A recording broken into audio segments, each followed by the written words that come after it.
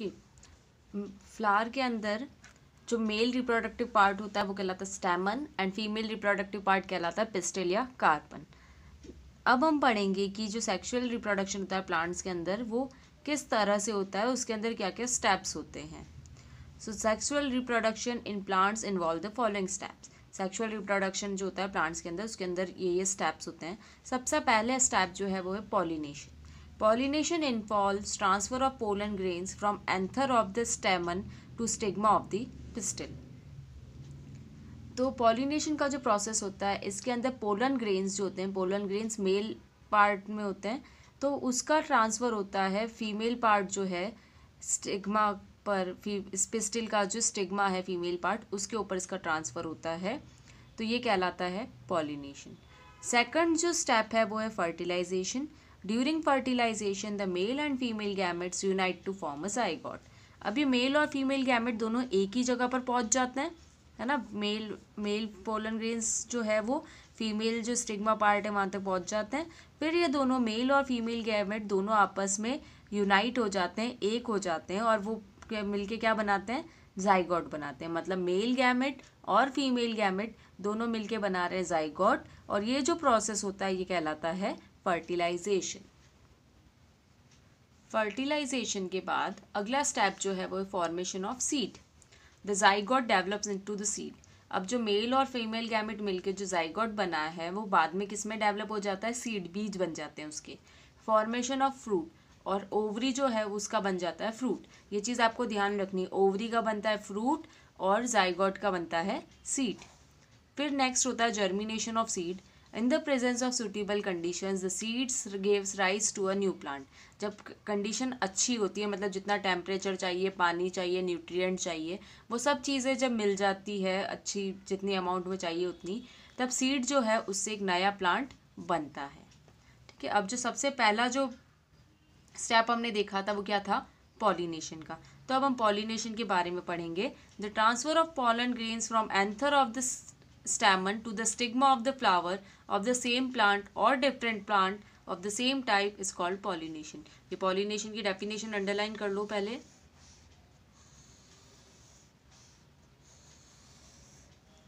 देखो pollination में क्या हो रहा है, stamen के ऊपर जो एंथर है वो ट्रांसफ़र होता है, एंथर के ऊपर सॉरी जो स्टेमन है वो ट्रांसफ़र होता है फ्लावर के स्टिग्मा पर। या तो वो सेम प्लांट के ऊपर ही चला जाएगा या फिर दूसरे प्लांट के ऊपर जाएगा। वो जो प्रोसेस है ये ट्रांसफ़र का पोलन ग्रेन्स का वो कहलाता है पॉलिनेशन। पॉलिनेशन दो तरह का होता है, self pollination and cross pollination.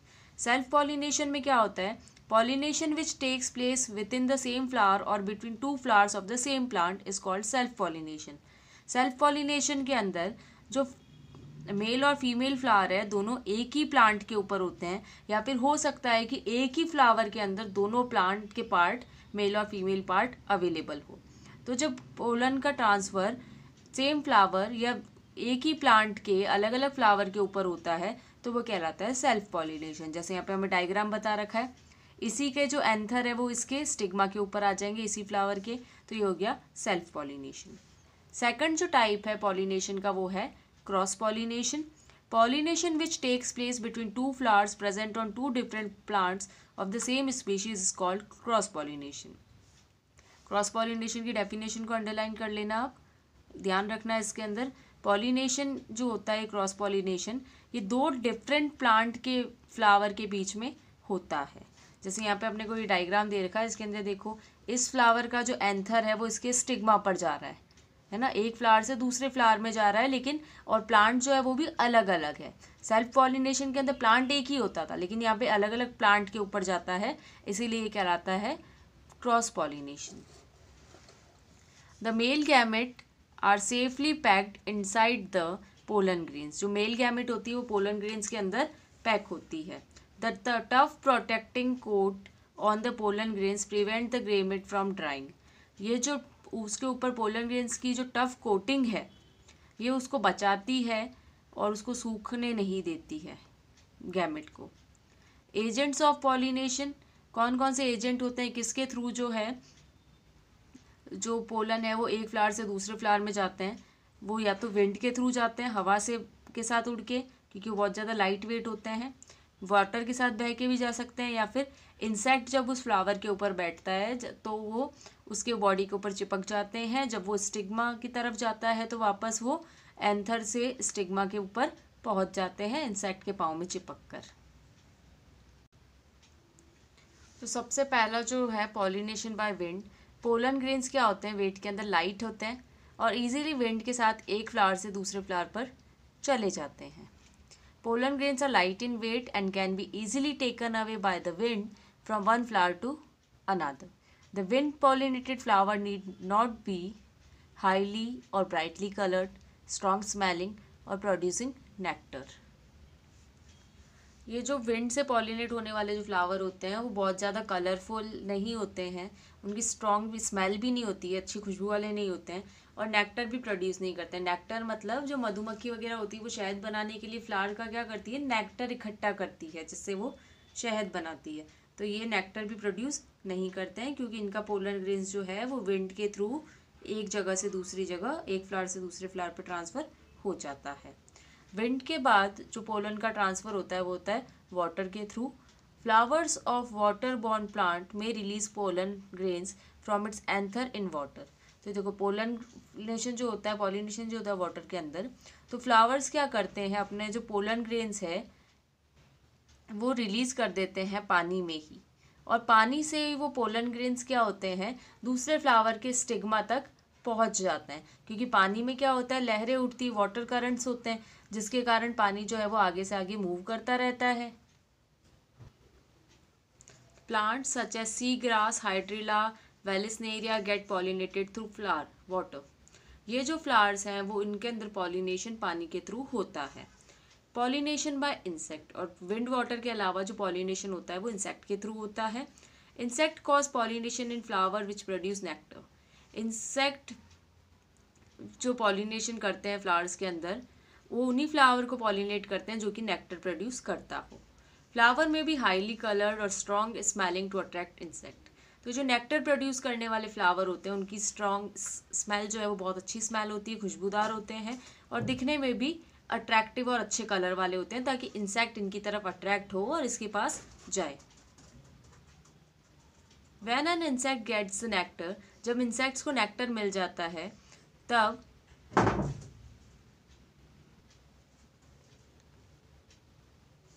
Pollens from the anther stick to its body. जब वो इस फ्लावर के ऊपर बैठेगा एंड नेक्टर इकट्ठा करने के लिए, तो एंथर पर जो पोलन्स है वो क्या होंगे, इसकी बॉडी के ऊपर चिपक जाएंगे।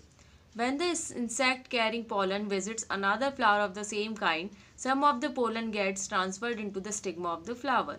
जब ये यहाँ से उड़कर दूसरे फ्लावर के ऊपर जाकर बैठेगा तो इसके ऊपर जो एंथर थे वो दूसरे फ्लावर के स्टिग्मा के ऊपर चिपक जाते हैं, कुछ उसके ऊपर ट्रांसफ़र हो जाते हैं। तो इससे क्या होगा, जो सेकंड फ्लावर है वो पॉलिनेट हो जाता है। Characteristics of insect pollinated flower. Insect pollinated flower जो होते हैं वो किस तरह के होते हैं। सबसे पहला तो उनका जो एंथर होता है, anthers are large and loosely attach. Anther जो है वो टाइट अटैच नहीं होते, उसके ऊपर हल्के से टिके हुए होते हैं ताकि वो आसानी से उसके बॉडी के ऊपर चिपक जाए, और बड़े होते हैं साइज में।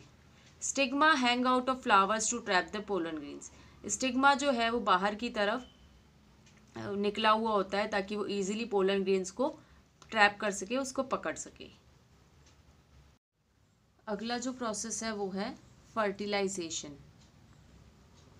The pollen grains reach the stigma during pollination. The pollen grains from a tube called pollen tube. Pollen grains stigma पर पहुंच जाते हैं पॉलिनेशन में।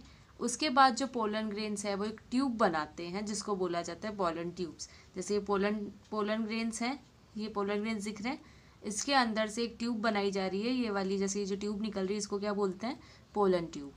The pollen tube grows through the style and reaches one of the ovule in the ovary.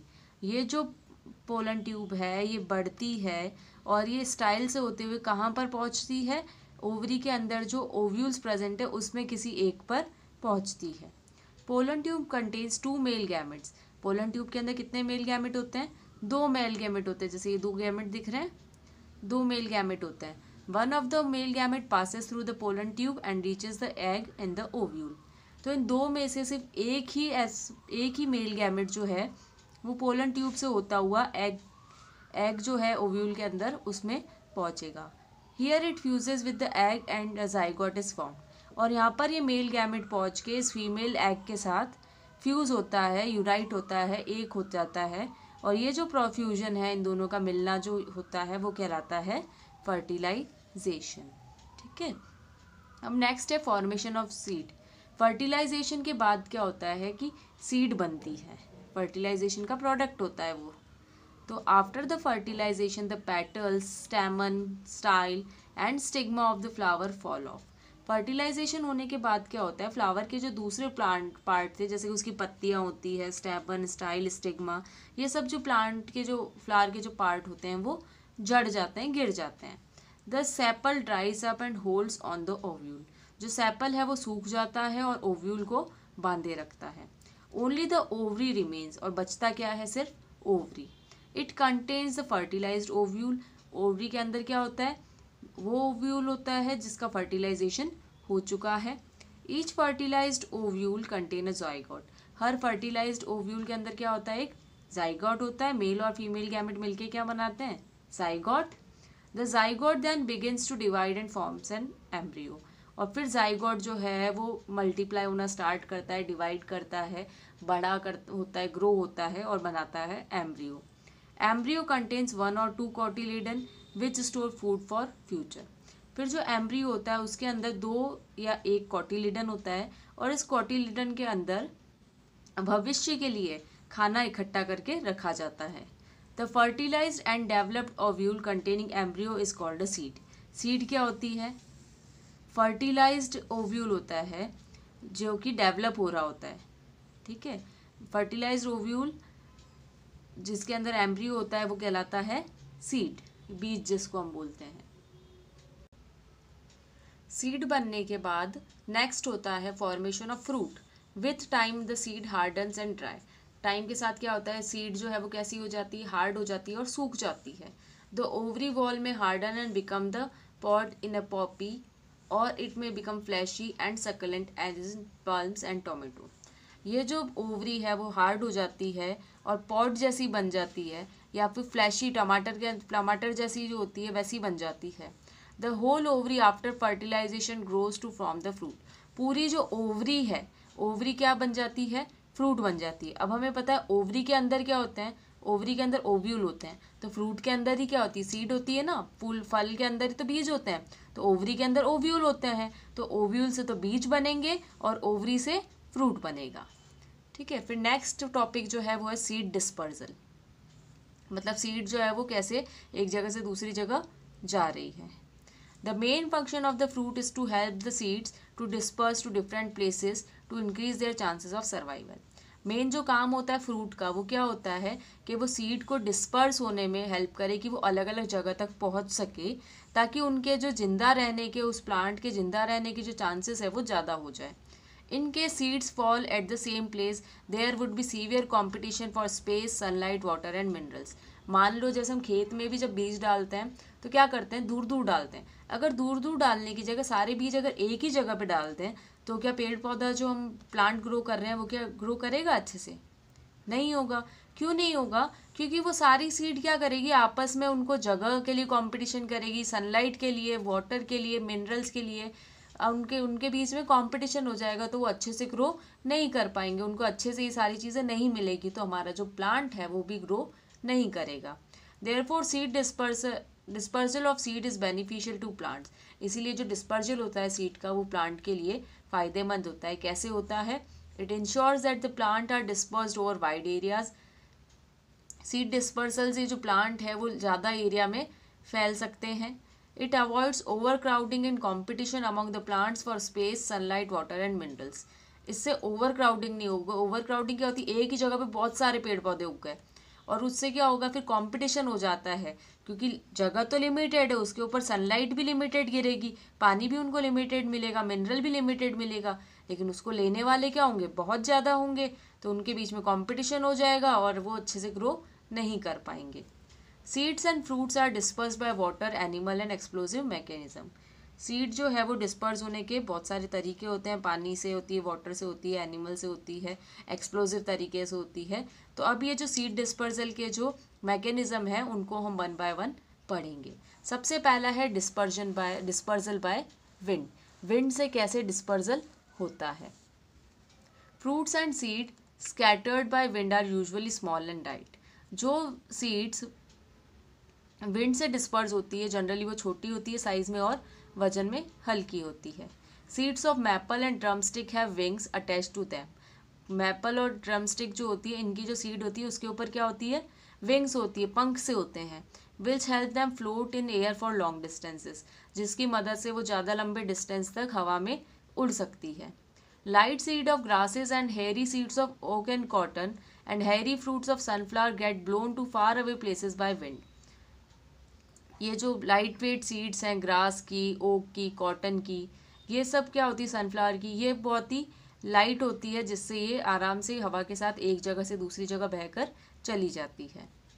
Fruits of poppy are very small and get scattered by wind. जो fruits होते हैं Poppy के वो बहुत ज़्यादा छोटे होते हैं और हवा की मदद से एक जगह से दूसरी जगह चले जाते हैं। यहाँ पे देखो डिस्पर्सल बता रखा है विंड के द्वारा। डैंडिलियम का ऐसा आपने हवा में उड़ते हुए देखे भी होंगे। नेक्स्ट जो डिस्पर्सल होता है वो होता है वाटर के थ्रू।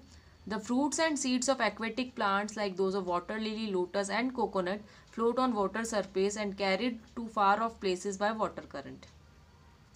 ये जो फ्रूट्स और सीड्स होती हैं एक्वेटिक प्लांट्स की, एक्वेटिक प्लांट्स मतलब जो पानी के अंदर होते हैं, जैसे कि वाटर लिली, लोटस या कोकोनट, इनकी जो सीड्स और फ्रूट होते हैं वो पानी के सरफेस के ऊपर ही तैरते रहते हैं और जैसे जैसे पानी बहता है ये उसके साथ आगे जाते रहते हैं। Coconut has a fibrous coat with hard covering which is carried away to long distances by water current. Coconut आपने सबने देखा है। नारियल जो होता है उसके ऊपर क्या होता है, फाइब्रस कोटिंग होती है। एक तो हार्ड कवरिंग होती है ब्राउन कलर की, उसके ऊपर वो बाल से होते हैं, फाइब्रस कोटिंग होती है, जिसके कारण ये क्या होता है, कोकोनट लंबे डिस्टेंस पर पानी के साथ बहकर चला जाता है। थर्ड जो डिस्पर्सल हो रहा है वो है dispersal by animals. Some seeds are dispersed by animals. कुछ सीड्स एनिमल के थ्रू भी डिस्पर्स होती है। Such seeds had spines or hooks which cling to the bodies of animals and are carried to long distances as in xanthium and urina. Seeds जो है वो animal की help से भी डिस्पर्स होती है। इनके ऊपर क्या होते हैं, स्पाइंस से होते हैं, कांटे से होते हैं या हुक जैसे होते हैं, जिससे ये एनिमल की बॉडी पे चिपक जाती है और एनिमल के साथ ही एक जगह से दूसरी जगह चली जाती है। जैसे ये जैंथियम और यूरेना का एग्जाम्पल दिया हुआ है। ऐसे जो गाय भैंस जो होती है, ऐसे जो चढ़ने वाले एनिमल होते हैं, उनकी बॉडी के ऊपर चिपक जाती है और उससे एक जगह से दूसरी जगह चली जाती है। Man, animals and birds eat the pulp और the edible part of fleshy fruit and throw their seeds. This help in their dispersal. Animal and man या बर्ड्स ये क्या करते हैं, फ्रूट को तो खा लेते हैं, हम भी क्या करते हैं, फ्रूट को खाते हैं और जो उसका बीज होता है, सीड होती है, उसको फेंक देते हैं। तो इससे भी क्या हो रहा है, सीड का डिस्पर्सल हो रहा है। The small and undigested seed come out of their body. और हमारी बॉडी में हमारी बॉडी में या एनिमल की बॉडी में कोई कुछ छोटी बीज या जो अनडाइजेस्टेड हमारी बॉडी जिसको पचा नहीं सकती, वो हमारी बॉडी से बाहर आ जाते हैं। जैसे seeds of guava and berries are dispersed in this way. Guava जैसे अमरूद के जो बीज होते हैं या बेरीज के जो बीज होते हैं वो इस तरह से डिस्पर्स होते हैं। अगला जो है वो है explosive mechanism. Fruits and seeds of balsam, pea, geranium and castor burst with sudden jerk and get scattered away from the parent plant. इसके अंदर क्या होता है, ये जो प्लांट दे रखे हैं इनकी जो सीड्स है वो एकदम से बर्स्ट होती है, मतलब जैसे एक झटका सा लगता है और वो बिखर जाती है सब जगह। अब वो जैसे ही बिखरेगी तो क्या होता है, प्लांट से दूर दूर बिखरती है तो वहाँ पर वो नया प्लांट उग जाता है। ठीक है। डिस्पर्सल होने के बाद अगला जो लास्ट है वो है जर्मिनेशन ऑफ सीड। जर्मिनेशन क्या होता है, प्लांट के अंदर से, सीड के अंदर से नया प्लांट उगना कहलाता है germination. When the seeds get suitable conditions, it starts growing. The process of growing of a seed into a seedling or a young plant is called germination. इसकी डेफिनेशन को अंडरलाइन कर लो।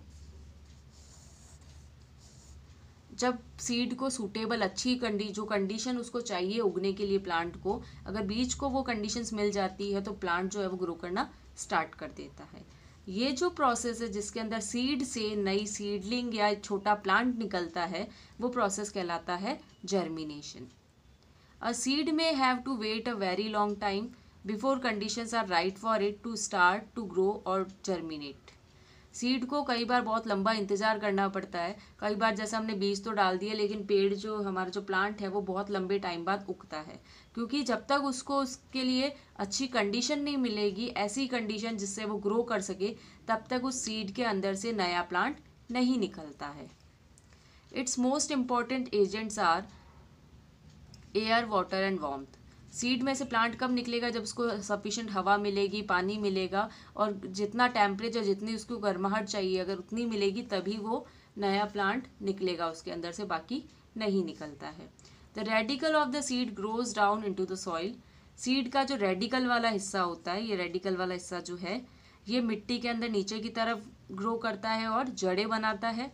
जबकि जो प्लूम्यूल वाला हिस्सा है, plumule grows upward toward the light and form the shoot. ये जो प्लूम्यूल वाला हिस्सा है इस सीड का, ये ऊपर की तरफ ग्रो करता है, सूरज की रोशनी की तरफ ग्रो करता है और शूट वाला हिस्सा बनाता है। हमने पहले पढ़ा हुआ है, प्लांट को अब 2 पार्ट में डिवाइड कर सकते हैं, रूट सिस्टम और शूट सिस्टम। जो जमीन के अंदर होता है वो होता है रूट सिस्टम, और जो बाहर की तरफ हवा में होता है वो होता है शूट सिस्टम। तो यहाँ पे शूट बनाने का काम कौन करेगा? प्लूम्यूल। और रूट बनाने का काम कौन करेगा? रेडिकल। आर से रेडिकल, आर से रूट, तो ये दोनों सेम है। जैसे यहाँ पे हमने को देखो डायग्राम में भी बता रखा है, ये सीड है, फिर इसके अंदर से क्या हुआ, ये जर्मिनेट होना स्टार्ट हुई, फिर इसके अंदर से रेडिकल निकला। रेडिकल कहाँ रहेगा? जमीन के अंदर रहेगा। प्लूम्यूल वाला हिस्सा बाहर की तरफ उठेगा और वो शूट सिस्टम बनाएगा। ओके, तो इस चैप्टर के अंदर हमने प्लांट के बारे में पढ़ा है, कैसे उनके अंदर रिप्रोडक्शन होता है।